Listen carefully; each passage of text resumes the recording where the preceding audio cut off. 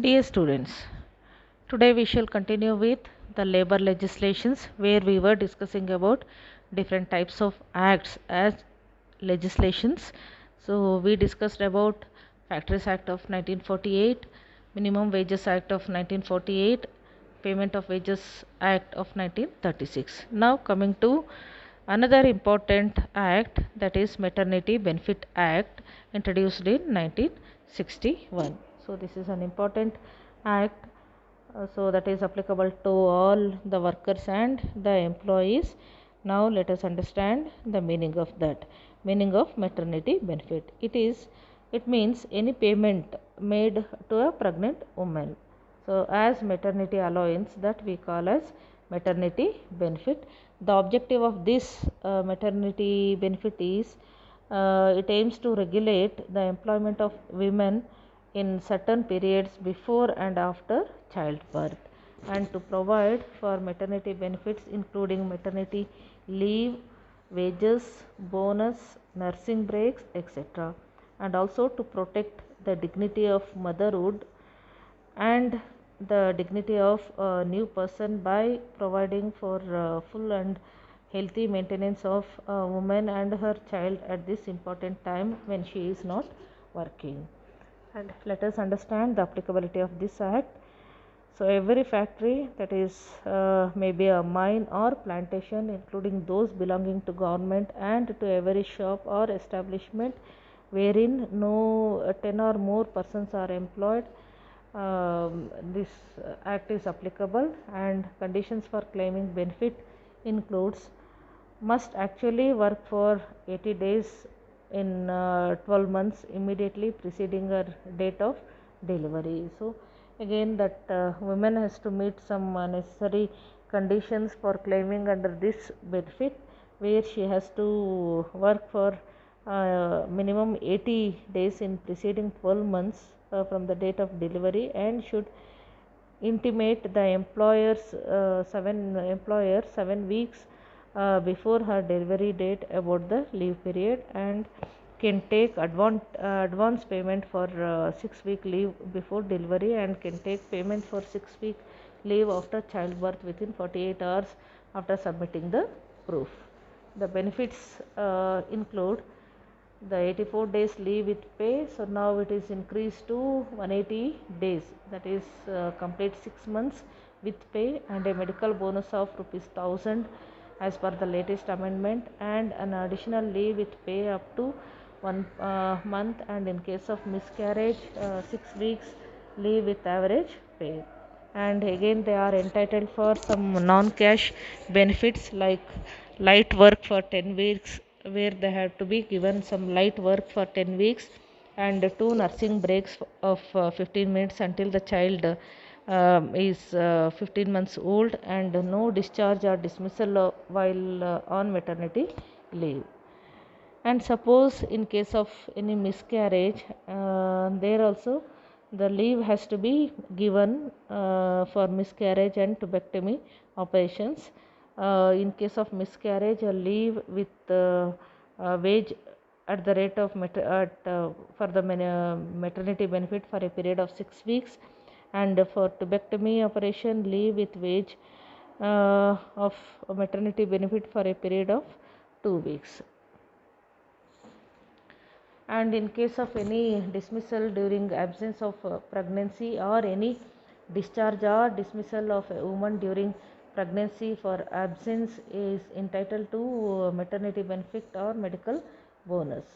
In case of gross misconduct, the employer in return can communicate about depriving such benefit, and within 60 days from the date of deprivation of maternity benefit, any woman can appeal to the authority prescribed by law. So any deviations, if a woman notice, so she can appeal to the court of law, and the penalty for contravention of act is that is imprisonment with minimum period of 3 months to maximum of 1 year, and a fine up to from 2000 to 5000.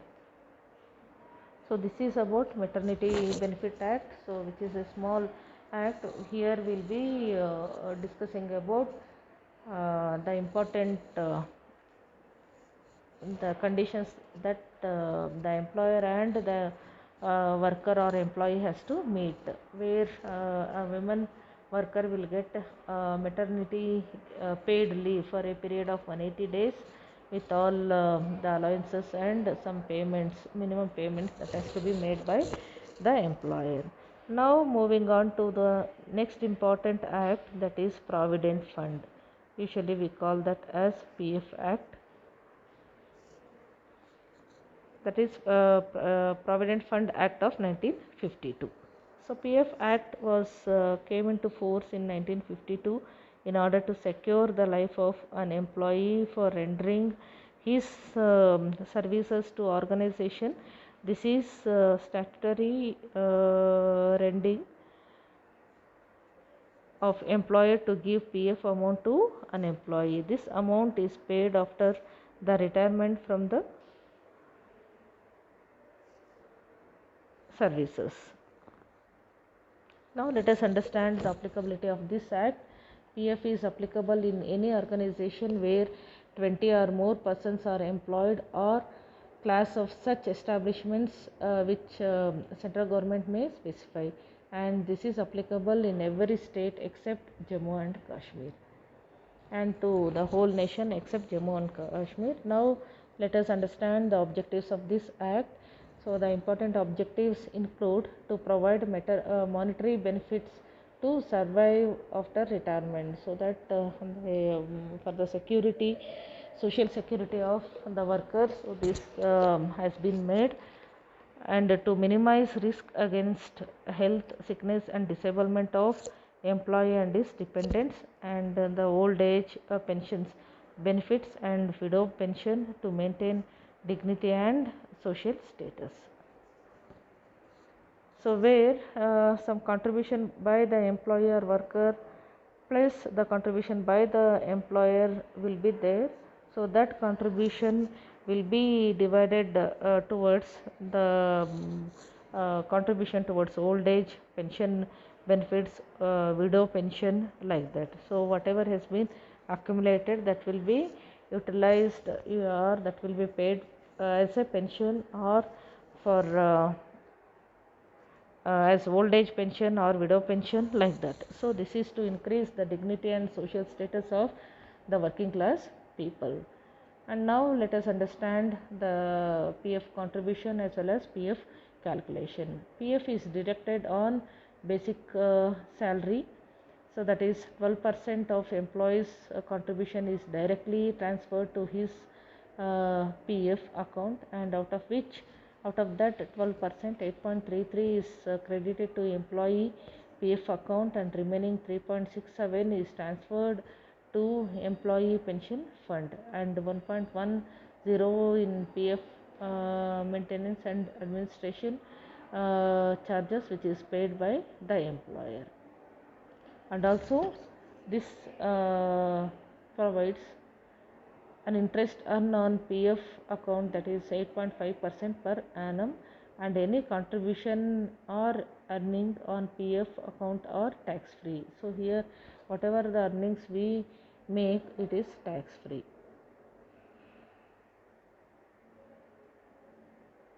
And here we have to know certain concepts like challans and returns.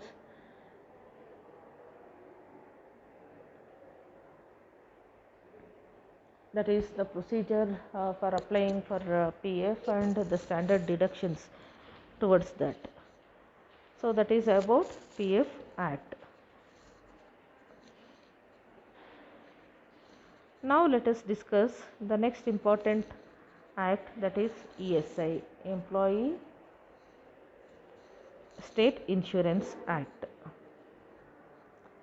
So ESI returns are submitted in every 6 months, namely from April to September and October to March.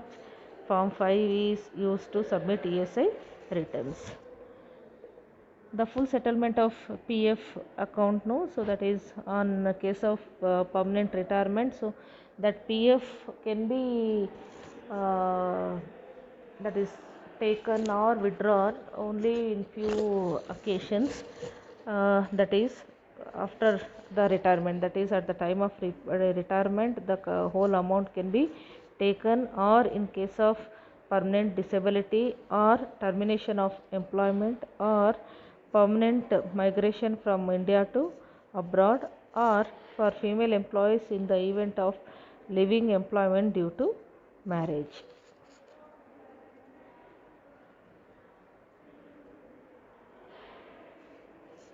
So this is about the ESI and Maternity Benefit Act in brief. So in detail we will be discussing about this in the future classes.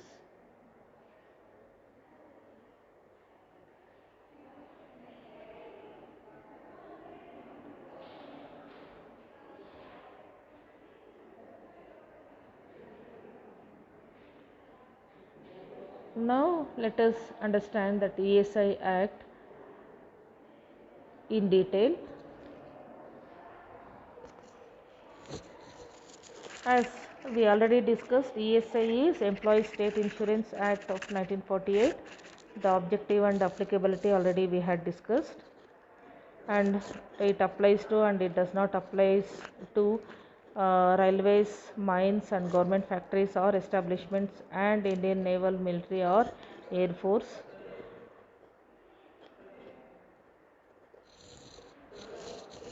Now coming to the important topic, that is employer and employee contribution.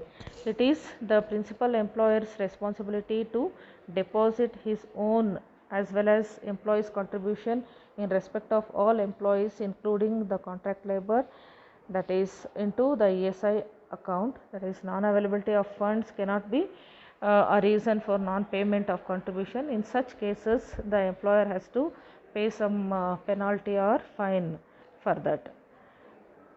So and again the employer is required to contribute at the rate of 4.75% of the wages paid or payable in interest of every wage period. In that the employees are also required to contribute at the rate of 1.75% towards PF in their wage, and except when the average daily wages in the wage period are equal to or less than 40. So this is the employers and employees contribution, and the employer should get his factory or establishments registered with the ESI corporation within 15 days after the act becoming applicable to it and obtain the employer's code number. So this is the procedure they have to follow, and the regional officer will allot a code number to the employer which must be quoted in all the documents and correspondence, that is in their the payment slips or salary slips, that has to be mentioned. So here again they mentioned about the contribution period and the benefit period. The contribution, if the contribution period is from 1st April to 30th September, the benefit they get, they can claim from the next upcoming January, that is from 1st January to 30th June. And if contribution period is from 1st October to 31st March, the benefit period is from 1st July to 31st December. So at any cost a minimum 6 months of contribution must be ensured. And the benefits available to insured employee are: the purpose of the Employee State Insurance Act is to provide benefits as detailed in the Act, particularly in section 46, to the insured person or their dependents. And the following benefits are provided under the section 46. They are sickness benefit, then maternity benefit, disablement benefit, dependents benefit, medical benefit and funeral expenses. So coming to the first one, sickness benefit. It means every insured employee is entitled to the cash benefit for the period of sickness certified by the duly appointed medical practitioner if the contribution in respect of him were payable for not less than 78 days in the corresponding contribution period. That is, up to 78 days the sickness benefit can be given, that can be paid in terms of cash or maybe to the account. And again this amount is entitled even for maternity benefit. A contribution will be paid even for the maternity benefit and disablement benefit. So here disablement means maybe it could be partial or uh, complete total disablement or permanent or temporary disablement, that we have to know. And dependence benefit and medical benefit.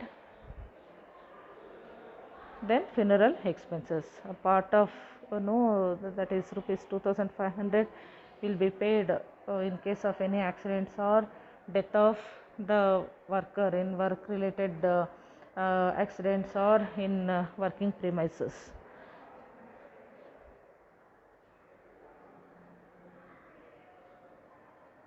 So this is about the contribution towards PF.